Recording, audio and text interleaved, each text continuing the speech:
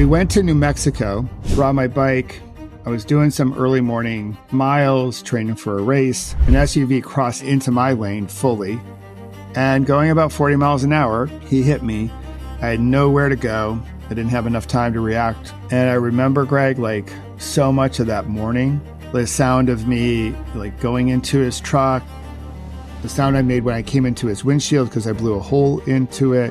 When I regained consciousness, I was surrounded by EMTs, people, emergency support people, police, ambulance, fire, you name it. I literally like broke apart almost everything. So none of my body was really saved from injury. So I had like multiple fractures. The left femur shattered. It lacerated the femoral artery of my left leg. When my wife finally made it out to Albuquerque later that day, the doctor said, "Hey, we don't know how your husband actually made it here alive. We did the best we could, but the next 72 hours are going to be critical." All right, welcome back to this week's episode. As usual, we're always trying to have amazing guests to come and share different thoughts and perspectives and their stories on what can help us grow and be better humans. We've got an awesome conversation today with Michael O'Brien. And just to give the audience a little bit of an overview, and Michael's going to continue the story, but we were just wrapping before the show. And man, I can't wait for us to get into today's episode. But currently, Michael is a mindset and an executive coach, obviously speaker. I was actually chatting about that earlier. I don't know if you can be an executive coach and mindset coach if we're not doing speaking today.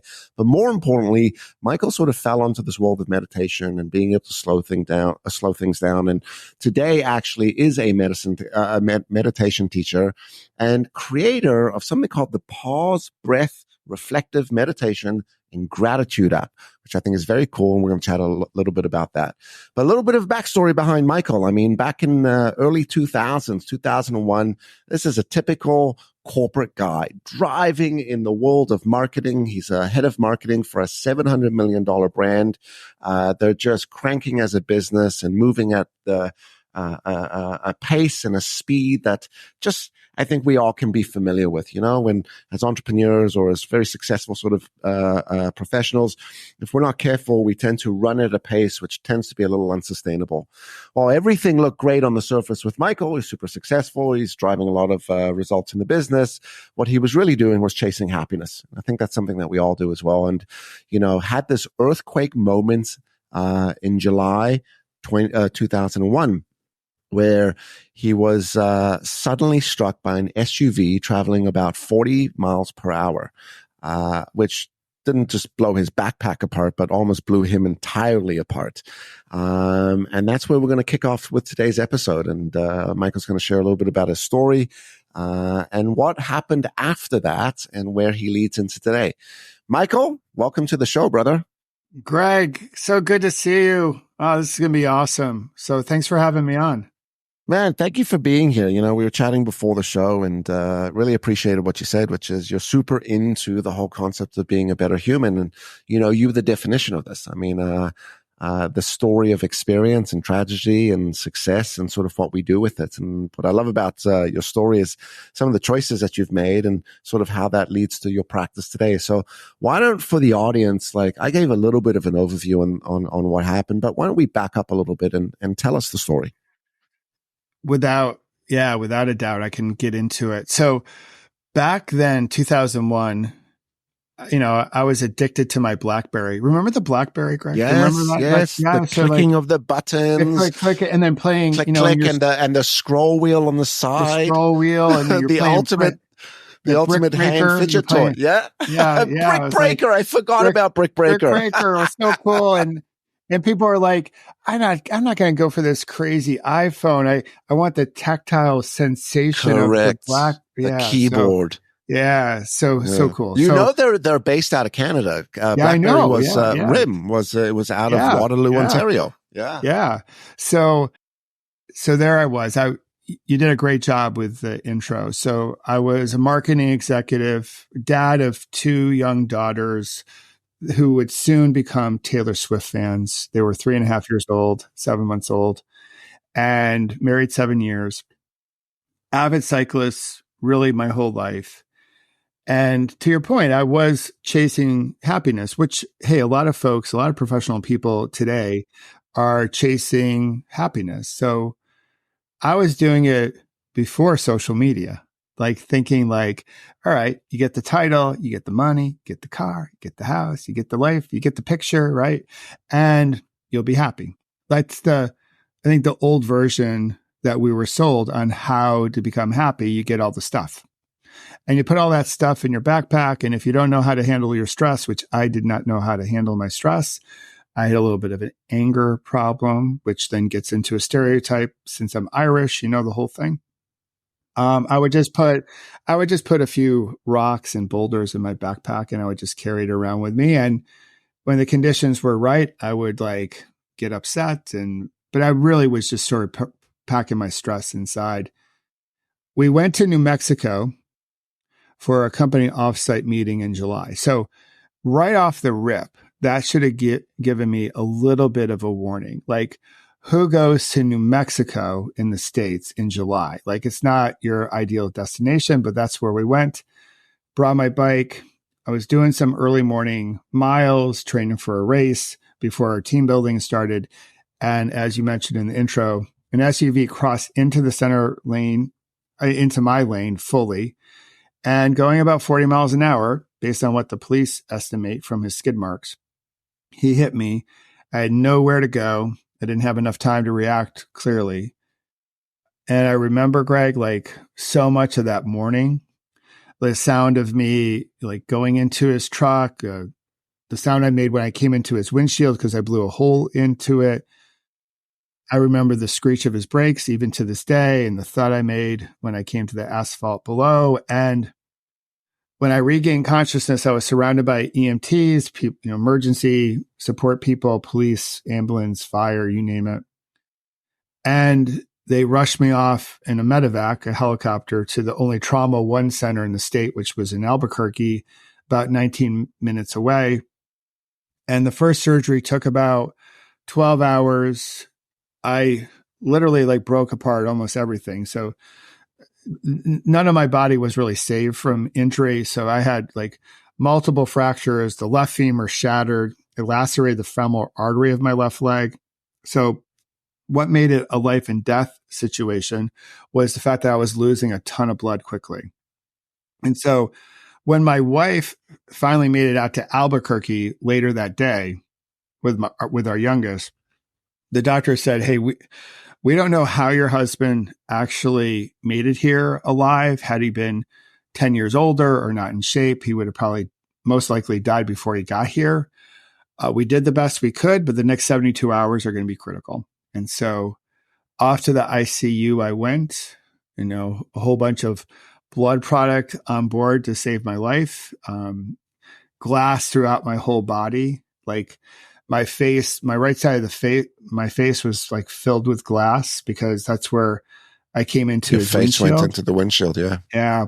Like my right shoulder and the right side of my face all just went slamming into it. Yeah.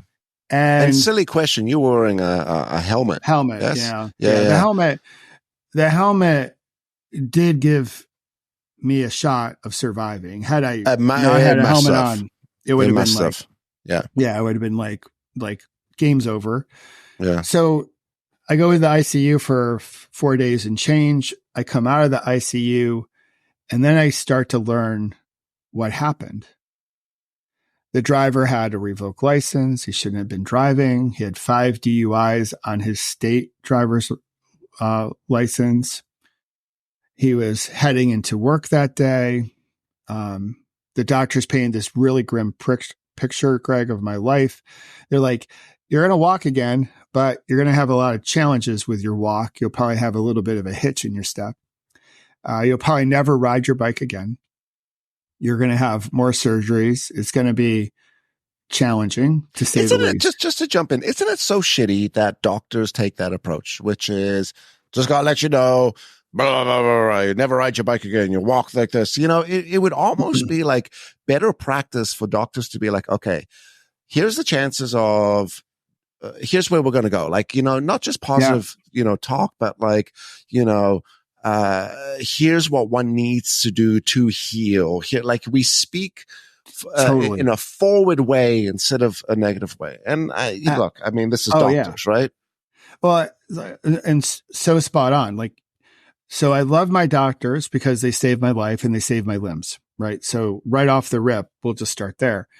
But they didn't know me. All they knew was here's this 33-year-old man who came to our state on a business trip and got hit by an SUV. And he came to our hospital. We saved his life and saved his legs. Beyond that, they know nothing really about me. And so doctors are communicating through percentages, through clinical studies, through their own experience with patients. And so I get it.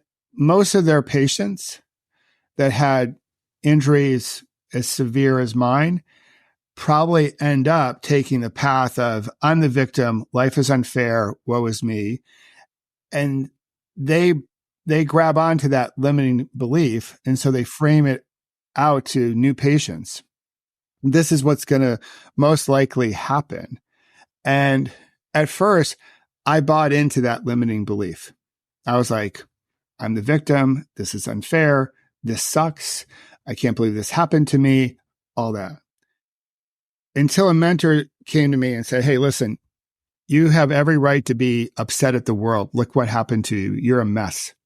And I was like, oh, thanks for the kind words, right? He goes, but everything is neutral until you label them. Every event in your life, you have some neutrality. There's some space. And you get to be really picky about what labels you want to use in your life. So right now, you've already picked the victim label. And a lot of people pick that label for you because we've seen this story in this movie countless times. You're the victim. Life is unfair. But he went on to say, maybe there's a different label you want to use. And at first, Greg, I was like, all right, enough with the Yoda baloney. Like, I'm not ready yet for that. Because sometimes those questions, because the work you do, like you ask really thought-provoking questions, and there's a timing that's required with some of those questions because not everyone's ready for that question at that very moment. And it was a little soon to get that question, but I sat with it because I had nowhere to go. You're in the hospital. I'm in traction. Like, I ain't doing much. I had a concussion. I couldn't read. So I sat with it and I realized, okay, everything is neutral. I'm going to be picky about my labels. I decided to label that day as my last bad day. There's a great parable, a Buddhist parable about the first arrow, second arrow, where a warrior goes into the woods. I'll give you the short version. He or she is struck by an arrow. He doesn't see where it's coming from, but all he knows is he's in great pain. Someone shot this arrow at him. But then as he's dealing with this arrow that struck him, he starts to ruminate. It starts to fester. Who shot this at me? Why'd this happen? This is unfair. Am I going to live? Am I going to make it? He starts adding worry and anxiety and pain to the first arrow. He basically shoots a second arrow at himself. And so my notion with my last bad day is not about gummy bears and rainbows and unicorns. It's about first arrow moments in life are going to happen. Things happen. People shoot arrows at us. You get sick. You have accidents. You get fired. But you don't have to shoot a second arrow at yourself and make the pain worse. And so for me, my last bad day is an acknowledgement that we're living moments throughout the day. But at the end of the day, we're living moments that some are bad, some are challenging, some are joyful, some are happy. And if I have people in my life who I love and people love me back, I can't label the full day a bad one. And so those people, one act of gratitude can help create a better tomorrow. And that's where my recovery finally takes hold and I begin. Yeah. As you were sharing that, I was reminded of the Chinese farmer story. I just looked it up, actually, just so I don't butcher it. Have you heard it? The Chinese farmer with the horse that runs away? Oh, yeah. Right. So the story, just for the audience, goes like this. So there's a Chinese farmer, and one of their horses runs away, and all the villagers come up and they say, "Oh, I'm so sorry. This is really shitty." And the Chinese farmer says, "Well, we will see."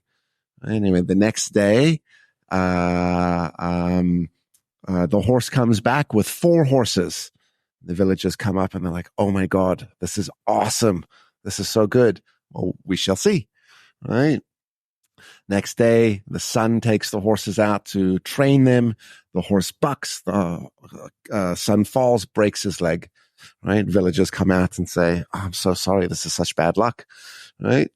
Farmer says, well, we shall see, right? Next day, military shows up to get all the young of age men to join the military. They see the son with the broken leg. They pass on him, and the villagers come up and say, "Oh my God, that's such good luck." Blah blah blah. We shall see. And the moral of the story is like you never know what tomorrow is going to bring, right? It's the decisions that you make throughout. And I agree with you, man. I think the fact that or not agree, I love the fact that you said that day you made a decision and you said, this is going to be my last bad day. I'm not going to shoot myself with that second arrow. And you decided to move on, which I'm sure was not an easy thing. It wasn't like you woke up and went, oh, I'm fucking happy now. It was like, it wasn't like, yeah. The very next day, Greg, I was due to go to one of my doctors for a checkup, and it was a pretty big checkup. Like I was really hoping for some good news. So here I am. I'm getting ready. They get me into my wheelchair. They get me into the ambulance. I put on a clean shirt. I'm going to the doctor. He's going to give me good news. I was all amped up for give me something good. Because what I was thinking is like, I just found this new attitude. Like I found this new way. Like this is going to be amazing. Like sunny day here. I get to the doctor. He's like, yeah, your legs are still so far away from healing. There's no way you can stand on these. Like you have longer now in your wheelchair. And I went back and they put me back in the ambulance. They took me back to the hospital and then back to my hospital bed. And I was like, well, so much for this new attitude. This sucks. And then I realized, okay, that's just a moment. And we all have these moments that happen. Like our whole day is filled with moments. And these moments just happen. I don't believe they happen for a particular reason. Although as humans, we give our moments meaning. We give them reasons why they happen. It's a chance for us to maybe add some certainty to an uncertain world, to create a narrative, to make sense of it all, to help us get through things, digest what's happening. But I realized, okay, that was a moment. But when I go to bed tonight, my wife and my girls are still in my life. It's not, the whole day isn't bad. It's just that doctor's appointment. I was sad. It was disappointing. It was a lot of different emotions. But, I have people in my life who love me and I love them back. So that's something to build upon as we get into tomorrow. And so that started to become my attitude. And, you do work around change all the time. It's amazing work. And that change isn't linear. It's messy. And my recovery has been not linear. And it's been, it's been a mess from time to time and sometimes a hot mess, but we wake up every day setting our intentions on how we want to show up in the world, what kind of ripple we want to put into the world. And we take deliberate action to create that. And some days we hit a home run and other days we struggle and we try to keep going. It's awesome. We have domain over our choices. I say this all the time, right? We can choose what we do next, right? My father used to say this. He'd say, there's no refund on yesterday, but you have choice for I love today, that. right? There's no refund on yesterday. You have choice for today. What do you want to do with that? Talk to me about meditation. So when did meditation and gratitude exercises come in for you? And, how has that, practice helped you today? Maybe as you were talking about before, not carrying some of those boulders and rocks in the backpack, which I talk about all the time, the emotional backpack, right? That stress backpack that we all tend to carry. Well, I know you work with a lot of business leaders. So current day 2024, it's really beyond me why more companies don't have mindfulness as a way of doing work. I'll get into this a little bit more, but the evidence is so compelling that companies all across the globe are leaving business on the table by not incorporating mindfulness into how they actually get their work done. So I'll go back to my story. So as a corporate executive back then, I thought mindfulness was a bunch of grape nut, granola, woo-woo crap. Hippy dippy bullshit. Yeah. Yeah. It's like no one who was serious about, quote unquote, serious about business did this stuff. Mm-hmm. So I ain't going to do it. Like, I don't need this. Although don't have time for it. I don't have time for this. I gotta be on my BlackBerry, brother. Right? You know, like, so there was no app on the BlackBerry to meditate. Like, I had things to do, right? Come on. So, you know, and so I knew this though, as a lifelong athlete, that when the game got too fast, what we would do, the coach would call a timeout. And in a timeout, you can pick your sport. The game's going way too fast, or there's a really important moment in the game. And the coach says, timeout. They pause the game. They don't stop the game. They pause the game. They come over to the sideline. All the players catch their breath. And in that space of the timeout, the coach draws up the next play. It's a moment of reflection, of intention setting. And so for me, like my recovery was so overwhelming. Everything was going so fast and everyone had a point of view of what I should be doing.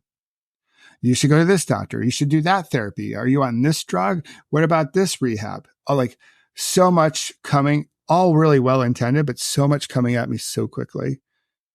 And so I just needed to call a timeout.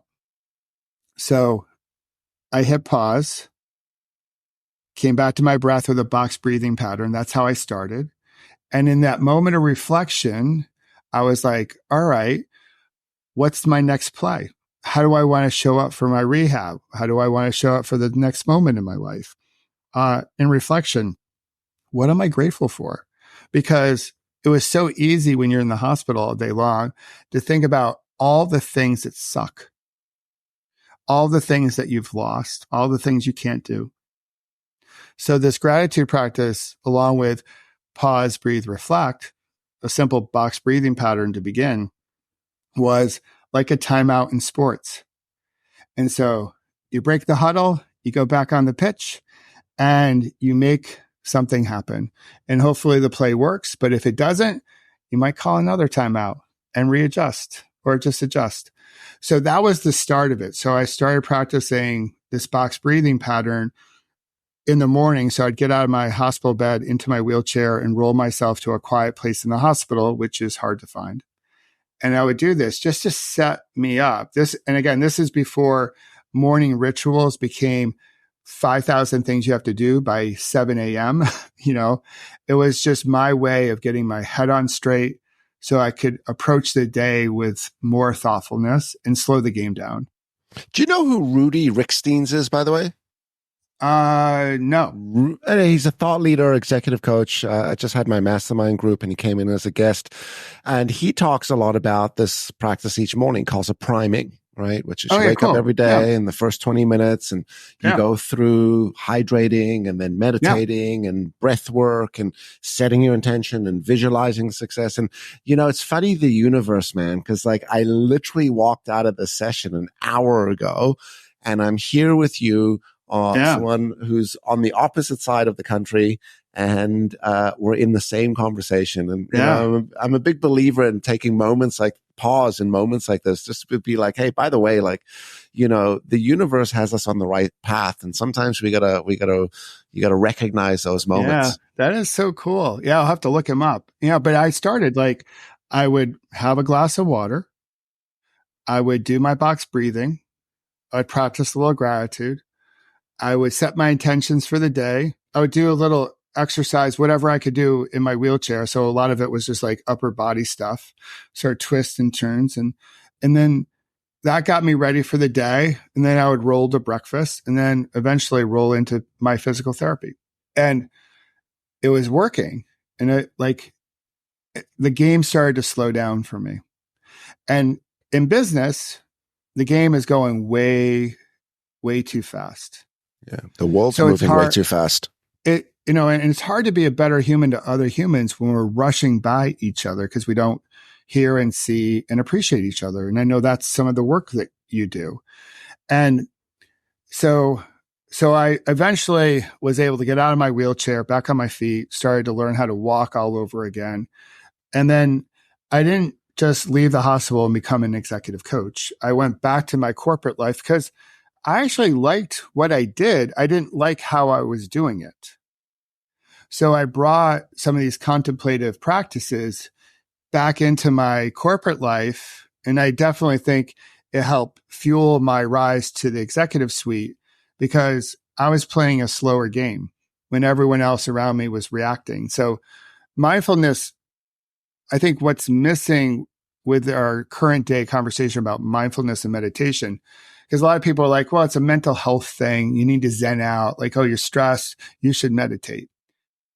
And there's an aspect of meditation that definitely helps with that. No doubt, clinical studies prove it. But meditation can also help one focus. And if you're focused, you can be more productive. It also helps with approaching our moments with some level of equanimity or calm.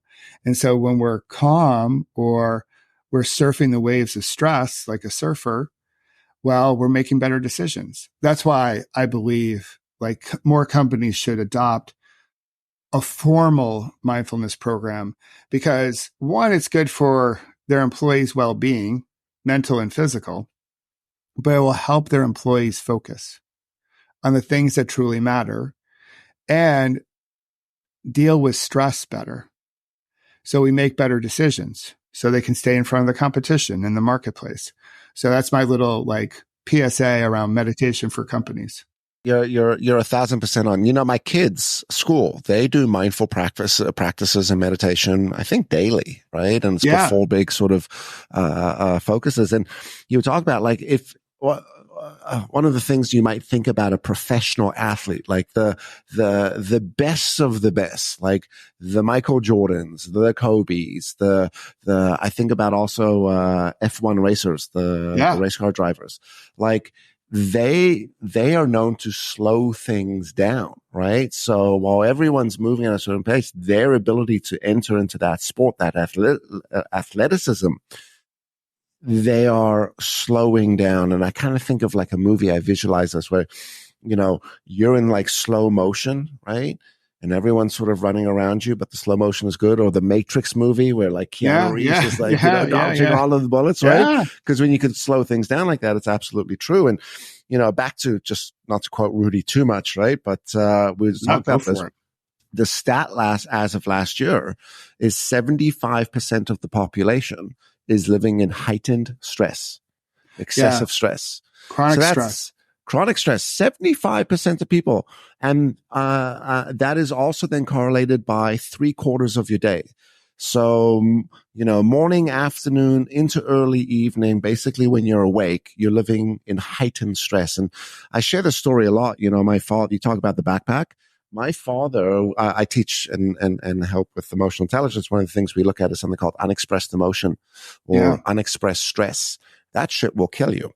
And my father dropped dead at 60, cancer, but I guarantee you it was all the unexpressed emotion, the backpacking, the anxiety, the depression, the anger, backpacking for years because one of the things that he lived by was this intense need to go, work, do. And I think what you're also talking a lot about is being present, right? If it's not just about zenning out, it's about really fueling up, right? It's like getting that energy level up and it's getting that focus and that presence and that ability to make the right decisions. Super. You know, what's amazing is how we have to go through these fucking tragedies in life to get to the answer, right? Well, what my hope is that maybe just a few of us have to go through something like horrific, like I went through. And then other people are like, I don't want to do what that dude did. Like, I'm going to change. Right. So that's the hope. But like, to your point, Greg, like our breath, which we focus in on when we do meditation, can help calm us down and help us become present and focused. but it can also amp up our energy. So we have that afternoon little lag. You can do a breathwork pattern to get you energized. Again, that's what companies would like to see from their employees, and not go through these peaks and valleys when it comes to energy, because ultimately that's what's driving work and our productivity. And so what Rudy talks about is so spot on. So because I came from a healthcare background, that was my corporate life, a pharma company. And that was, I was responsible, as you mentioned in the intro, a drug for Alzheimer's disease.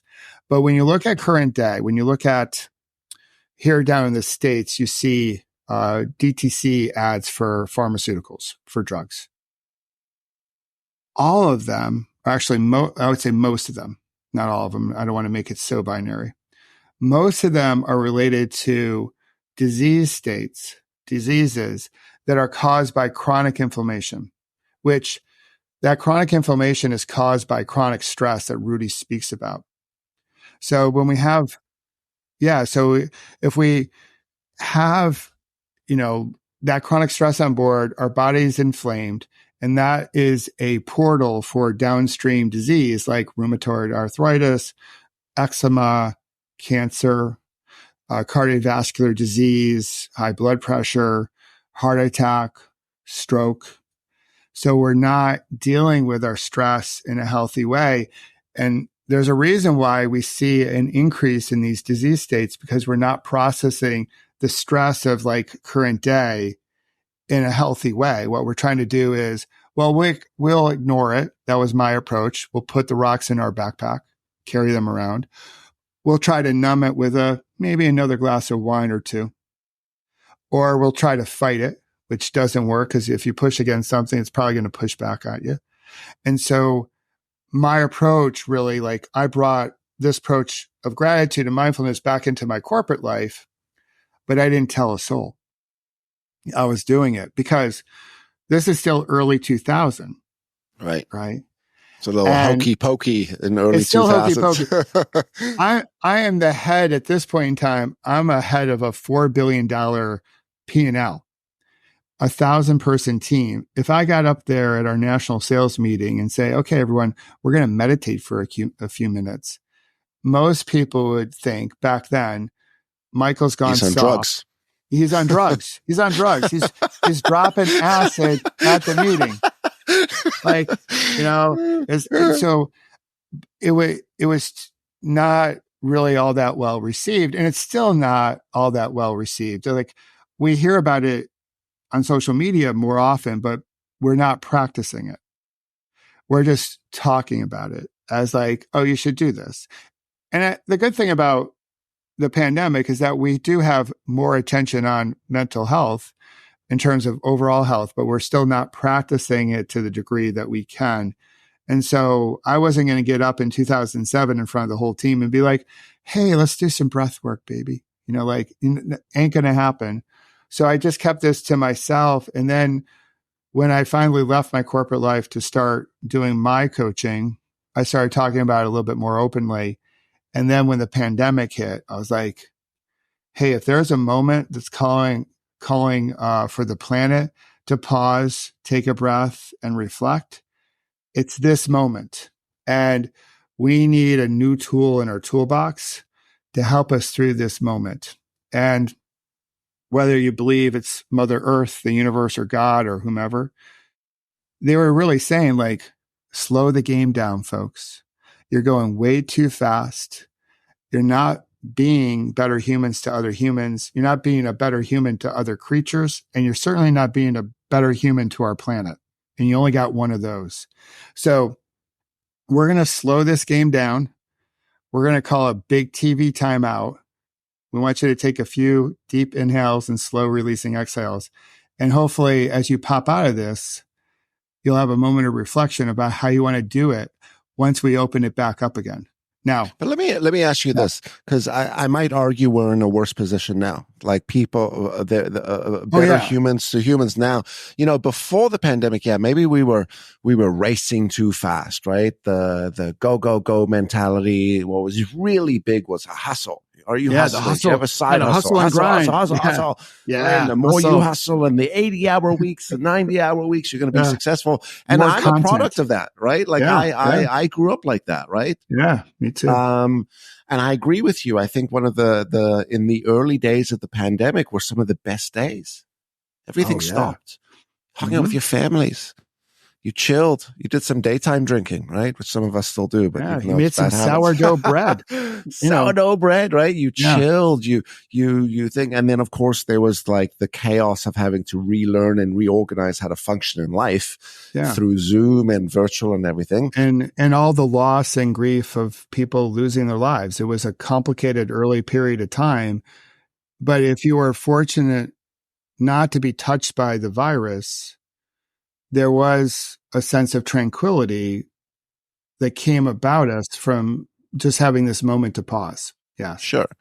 But now we've come out of this, right? And I see us as a world, we're extremely fractured. I was talking about this earlier, which is, I think one of the biggest things that's happened over the last few years is we've lost dialogue, discussion. Yeah. We've lost the motivation to operate with tolerance and acceptance. And you got corporate running around with D&I right now, which is the complete opposite to what inclusion is. But we're in a world right now where I couldn't think of more of an important time for us to pause now. There's chaos, there's war, there's the left versus right, red versus blue, right?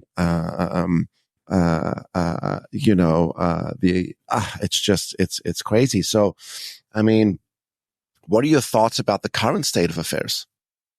Yeah. So I'm right there with you, Greg. I think it's worse. It's almost like, so I have a little acronym because us corporate leaders, we love to take words and create acronyms. That's what part of our salaries for, right? You know, like helps with process. Yes. What do you do for a living? Oh, I create acronyms for businesses to use. So I have one called your mug, right? So coffee mug stands for Mother Earth, Universe, God. Who's your barista? Who fills up your mug? Right. So your barista, our barista, sent us all an email about this whole pause, breathe, reflect moment coming out of the pandemic. And I think it went to spam. I don't know if anyone got the email because we went back to normal, but we didn't just go back to like quote unquote normal, whatever that is. We decided to amp it up and we've accelerated some of our divisiveness. We felt like we had to make up for lost ground. We weren't slowing down to be thoughtful enough. Now, I do think what's happened is like people who are doing the work that you do and your colleagues do, like there are more people like that in the world today. So I do have optimism that, you know, as more and more people get touched by the work you guys do and what I'm trying to do with Pause, Breathe, Reflect, we can get critical mass to tip the scales into a better direction so we can become better humans to other humans. But certainly the initial days out of the pandemic feels like the flywheel just wants to amp up what was not working as well as it could have before the pandemic. And now we're rushing around trying to make up for lost ground. It's like we're going out with friends. Like all of our friends are at the bar. We're going to a party. And they've been at the bar for about 90 minutes and they might have had like a couple of drinks. And we get to the bar and they're a little bit ahead of us. And so we want to catch up. So in order to catch up, we do like 3 shots. And like in a matter of like 10 minutes, we have surpassed them. And it feels like that's what we've done as a society. Is like some of our friends were out and we got paused and we're just getting to the party. But instead of like just taking it easy and just like easing into the night, easing into our new reality, we decided to do 3 shots of tequila to try to catch up with them. And now we feel sick. And because, joking aside, we're not healthy. Like how we're living isn't healthy.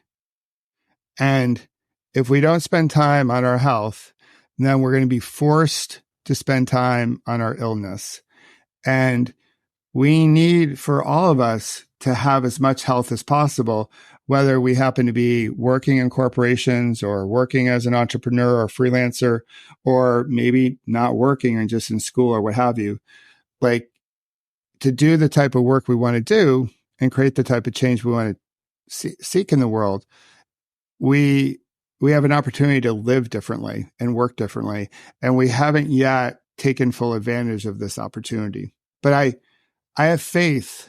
I have faith in my fellow humans that enough of them will start to say, enough of the hustle culture, enough with the grind.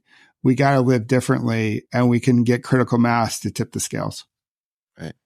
I think that was very well articulated. I think you expressed that point well, and I agree with you. I do believe in the ripple effect, right? Which is we have a ripple effect. It could be positive, could be negative, could be neutral. Like, we don't have to do anything, but sort of what we do and how we do it, and they say this as well. The greatest teaching tool, the number one way to teach people, whether you're a parent, whether you're a leader, a manager, whether you're a friend, the number one way to teach is to role model the behavior you want to see, right? So, I think if there's enough of us out there living with this practice and talking about these types of practices, that's the way to teach and impact, right? Not to dictate and to force. And I do believe we're on our swing, right? We're sort of on that bell curve, right? We're on the upswing, but it'll take a little more consciousness and pause and breath and reflection and presence to allow us to get there. Yeah. Well, like my recovery and recoveries like mine, progress is not linear. So when we have our big, I love what you said, your earthquake moment, your big aha. Like, the earthquake moment and the aha, they don't create change. All they do, in my opinion, is that they create awareness. And then you decide, what do you want to do next after you have awareness? So if the pandemic and all the stuff that we're living through has given us awareness that maybe there's a different way of going about this, now we have to take some action. And that action is not going to be smooth. It's not going to be up and to the right like a really good corporate chart. It's going to be messy. And I think we're living in the messy part. But I have faith. And that's, to your point, role modeling behavior is key. That's why I want to show up every day, be a role model for others, and really encourage people to take micro practices of mindfulness and weave them through their day so they can live mindfully. And that's what my app is all about. Shorter practices that are really easy to digest for busy corporate people who don't feel like they have time, but they have, a few times every day where they can take a minute or two to call a time out and catch their breath and breathe and be thoughtful in that moment of reflection. I got to tell you, this is the best definition of meditation that I've heard, which is like sports. Let's take a time out. All right. So we've got a big play coming up. Come on to the sidelines, catch your breath. All right. We all know the play. We know what we're doing. You're taking a time out. You're taking a moment. You're giving yourself space. There's a pause. I teach us in emotional management. There's a space between what comes out of their mouth and yours, right? If you could hold that space a little bit, you're going to give yourself a little more choice. I think it's fantastic. Man, I can't believe we're coming to the top of the hour. So I do want to cram in a couple more questions. So first, a little bit about your app. So I think that's an awesome tool. Are there any tell us a little bit about the app. Where can people find it and get it? And can you give us any quick little frameworks from that app? Like, here's a breath work exercise, or here's 3 things to do when meditating. Yeah, would love to. So where to get it? The App Store and Google Play, where you get your apps. And the really cool thing about our app, because I believe I want to make this practice available to anyone. So for your first year, you can pay what you can. So people can join for as little as $1, and that gives them like access into a really rich catalog of like over 600 plus meditations there. Most of them are shorter practices. So a lot of folks don't have 10 minutes in the morning to meditate. And I'm like, hey, you know what? I'm cool with that. I don't have 10 minutes sometimes in the morning, because what I want for folks is to make this a way of living and not a transactional like ritual or a morning routine that we're just going through the motions. So if you don't have 10 minutes in the morning, I bet you have 5 times throughout the day where you have 2 minutes, and there's your 10 minutes. And this way you can weave it in and tap down some of the stress so you don't build it up. And then you leave work and you come into your personal life, but you still have a heavy backpack. And then what happens at home is that someone spills the milk and then we snap, right? And then we beat ourselves up for being a bad partner or a bad parent for snapping and not knowing how to control our emotions. So my approach is like, before your next meeting, or like you're waiting online, like just take 2 minutes, slow things down, call a timeout. And so you'll see a whole bunch of shorter practices, 1 minute, 2 minute, 3 minutes. We also have breath work patterns. So the original box breathing pattern is there. A really great 4, 7, 8 breathing practice that can help you fall asleep a little bit easier is there. And the other cool thing that we do, because this whole work about being better humans to other humans, which I just love that you guys are doing, like that's the theme of your company. We do live practices throughout the week, because when you practice together energetically, something happens. And my feeling is like, I don't care who you pray to. I don't care who you voted for. I don't care who you love. I don't care what your title is, your color, your skin, where you live.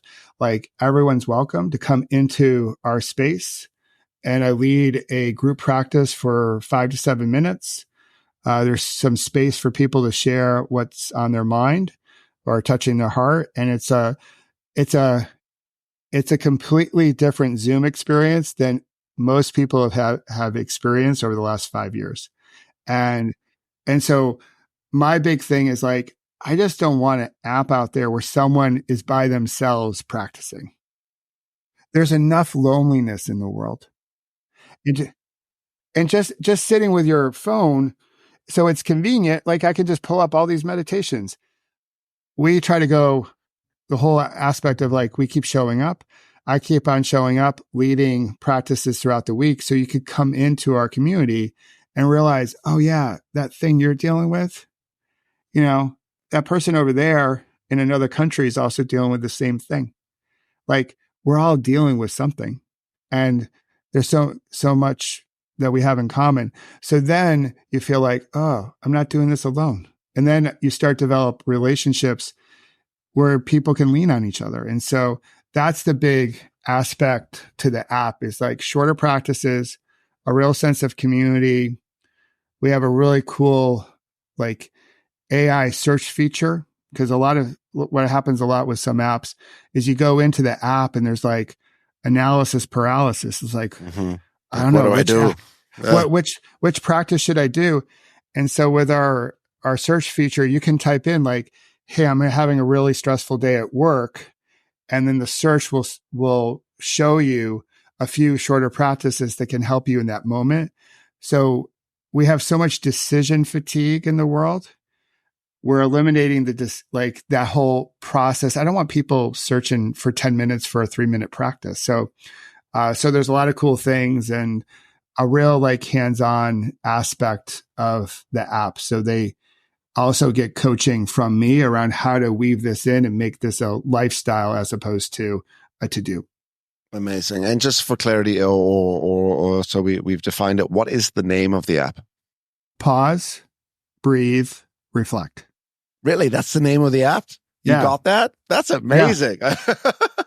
That is an awesome, that's your tagline, that's your brand, that's the app name. It. Yeah, Good you see the shirt in the background. So I do. It's but yeah, it's simple. It's just like in that spirit of calling a timeout on the pitch, like pause. We're not stopping. The game still goes. Yeah.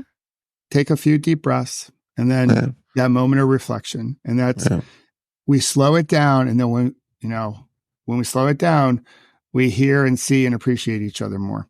Yeah. We slow down in order to accelerate. We slow down in order to move forward.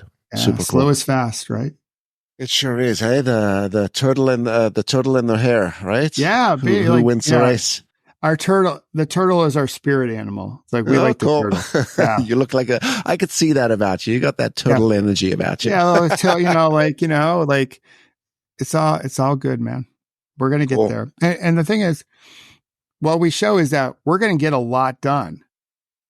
Like my version of mindfulness isn't like we're up on some mountaintop zenning out. I love that just as much as anyone, but we're using meditation to help us with our health, but also help us put a beautiful ripple into the world. Like, so we want to get after things. We want to make things happen. And a mindfulness practice can help us do that. Cool. For the audience, if they wanted to learn more about you, if they wanted to maybe get in touch with you and a potential chat about coaching or even coming into their companies, how can people find you? Drop some of your links. How could they find you on social? Yeah, so you can find me on my website. That website address is michaelobrienshift.com. You can find me on LinkedIn. You can find me on Instagram at Pause, Breathe, Reflect. And for those in the US and Canada, if you send me a text to 503-487-5957, we can connect there. Amazing. And for the audience, if you missed all of that, you could rewind and write that down again. But if not, we're going to have all of those links and his text number in the show notes. Michael, this has been a pleasure. I actually just started following you yesterday on Insta. So I was going through some of your content and love what you're putting out there. At the end of the episode, we come to the most important question, which is, what do you think we could all do to be better humans tomorrow? And and have better health. Slow down, listen to your body, and take a deep breath every now and again. That's amazing. Michael, man, thank you so much. You're an inspiration, and your energy is awesome. And I thought your story and what you shared today was just fantastic. So thanks for spending the time. Well, thanks for having me, Greg. I just love what you're doing, and I'm glad we're connected. And when I come up to Canada next, to watch my Blue Jays play, we'll let me know. You let me know. Although I'm living in Costa Rica now, so you are. Yeah, so we'll have to time it. Or you could come down to Costa. Yeah, like we didn't talk. It's like I have a good Costa Rica story about Bye Bye Burrito, a rapid that I went through, but we'll save that for another time and maybe a second time on the podcast. Let's do part 2 for sure. Let's do part 2. I'll follow up with you on that one. All right. To the audience, if you like today's episode, don't forget to like, don't forget to subscribe, share if you thought what's some of the thoughts and stories that Michael was talking about that could be useful for someone that you know in your life. Go ahead, forward them this episode. Say, check this out. It's worth the listen. And it just might give them a little bit of moment to pause, to breathe, and to reflect through listening to Michael. As usual, stay happy, stay healthy, and we will see all of you next week.